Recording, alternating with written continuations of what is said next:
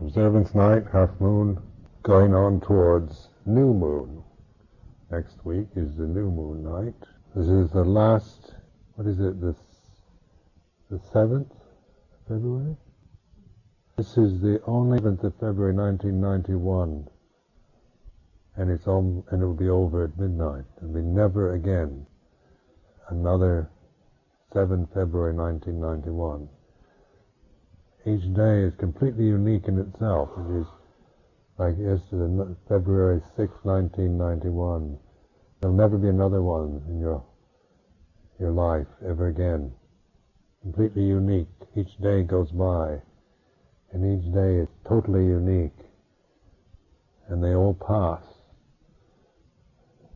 And then when you get old, they even speed up. So life is like this. Remember when we began this retreat, we are accepting that all possibility, all that happens is a part of our practice. There's nothing that happens during this retreat that is not part of our practice of Dhamma. It's all reflection, recognition of all that is subject to arising, is subject to ceasing, recognizing that we can't find any kind of eternal soul or personal essence in any of these conditions. And that I emphasize this is for investigation, not for belief. You're trying to find something, then you'll always be you're always looking around for something, an object to find or discover. How many of you have been bitterly disappointed in this retreat because you haven't been able to find something? Find that, your real self, or that which knows. How many of you want to find the one who knows? Where is it? And you keep looking. Maybe if I sit long enough or practice hard enough, I'll suddenly find it. I'll suddenly awaken to that ultimate reality. And that very desire is the obstacle, isn't it? That desire, that assumption. We're working with the immediacy of the desires that even motivate us into practicing meditation, becoming Buddhist monks and nuns. Some of you look pretty glum and miserable because you don't know how to let go of anything. You're just so obsessed with yourselves. You think about yourselves all the time, and it's create problems. You go around and around with all these thoughts and views and things. You never transcend it. Become so interested, so centered on yourself. And there isn't any self. But you get caught in that pattern. That's the avijja bhajya sankhara, sankhara bhajya vinyanang, and so forth. Sometimes it's just a sigh of relief, just nothing to do, nowhere to go, nothing to become, just here and now. And yet you can create all kinds of problems about this monk, this nun, this lay person, the sangha, the community, Amravati, Buddhism, Theravada, Christianity, the world. And all this is just the proliferations, conceptual proliferations, the papancha of the mind that is caught in ignorance, avijja, and then the bhajya papancha, sankharas, in this proliferations, which are absolutely without any essence, any substance, anything real. They're just figments of the mind, phantoms, specters. 'Tis we who lost in stormy visions keep with phantoms an unprofitable strife, and in mad trance strike with our spirit's knife invulnerable nothings. That's what you're doing. And in mad trance strike with your spirit's knife invulnerable nothings.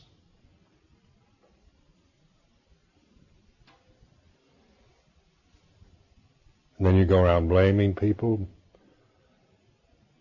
making all kinds of somethings out of nothings. Now weather is this way, isn't it? This is just the experience of cold and snow and ice and all that brings. Being born means that we're subjected to the changing conditions of the weather on this planet. This is just life. Life is like this. The human form, with its sensitive nature and its feeling, it's going to feel cold when it's like this. This is what cold feels like. It's inconvenient, isn't it? It's not convenient. The snow gets in the way, and the ice kind of freezes the plumbing, and it's just terribly inconvenient for us. It gets in the way of practice. If we could only create an environment where there is we get this perfect lifestyle with no inconveniences. But being born means that we're going to be subject to inconvenience. It's just part of the package. You get born, you're going to have a life filled with inconveniences, frustrations, irritations. Why do you think you shouldn't? What is so special about you that you think life shouldn't be inconvenient or irritating for you, when it is for everyone? Being born is this, it's this way, it's filled with this kind of experience. So we reflect, we bring into our consciousness that life, this is what life is, what being born is about. Being born is, if we weren't born, we wouldn't be experiencing the cold. But because we're born, we have this body that's going to get cold when it snows and freezes and things like this. It's not Britain's fault, is it? You'll blame it on Britain. Wish one was in Tahiti, and all this is just the silliness of a human mind. This is life. It feels like this. We're going to be irritated by each other, and we're going to experience the ups and downs, highs and lows, elations, depressions of a sensitive situation. It's just the way it is. But the refuge isn't in high or low, is it? It's in knowing. It's in this cool, aware knowing of Dhamma, the Buddha seeing the Dhamma. Some of you see things in a very shallow way still. There's not much depth in how you interpret your experience. It's still very, on a very kind of superficial level, because you don't really investigate. You more or less form opinions. Easy to just form opinions about things. Then to really investigate, to look into, like the pattern, all the conditioned and the unconditioned, the born and the unborn. That's a pattern. That is a reference point. That is something to investigate. But how many of you still have minds of, like, he hurt my feelings and she doesn't love me anymore, and I'm upset because he thinks that I said that she thought, because they weren't exactly sure about what that other person was saying when she was telling him about that incident that happened 10 years ago.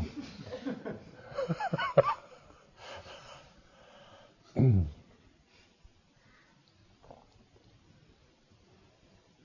then the old gossipy, do you know what I heard today?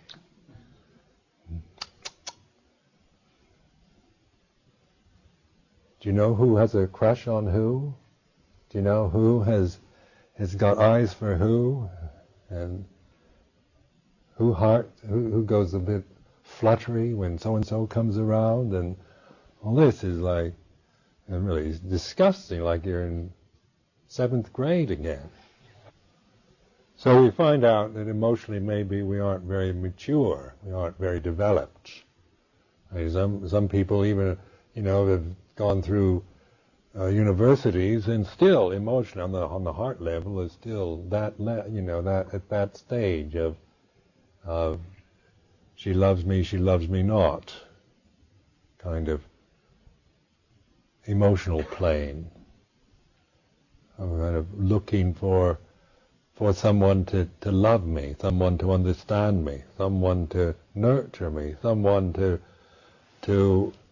tell me what to do, someone to praise me, someone to appreciate me, somebody who will take care of me, somebody who will be my friend. How many of you want a real close friend out of the Sangha? Somebody, a special relationship like Margaret Thatcher has with Ronald Reagan.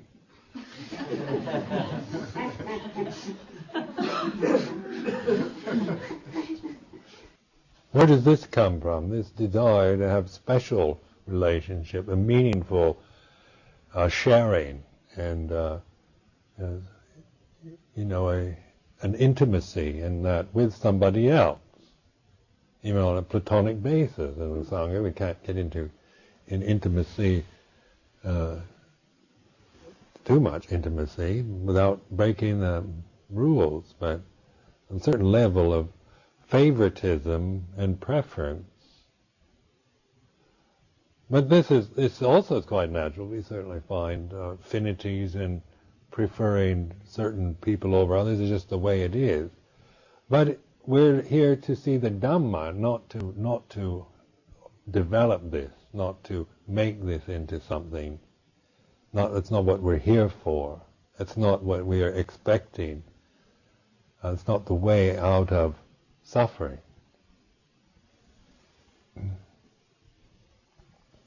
So we contemplate the way we react and respond to the life that we're living here.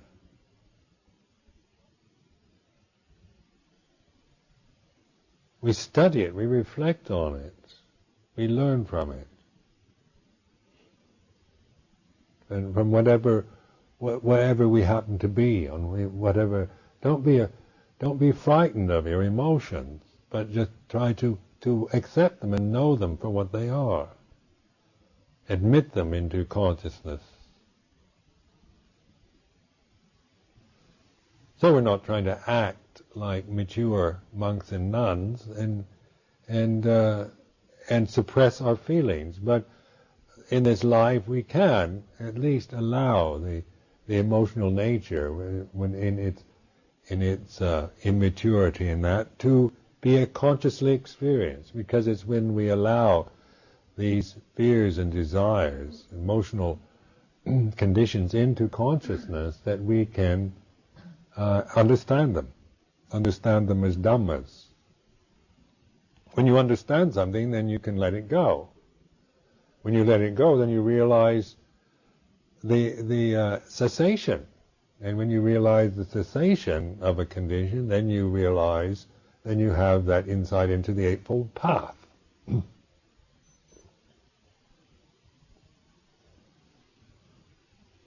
It is an ongoing and determined effort we have to apply, because it takes time to release. It's not you're going to suddenly have a big catharsis and then transformed overnight into this totally kind of balanced, mature, wise, compassionate creature.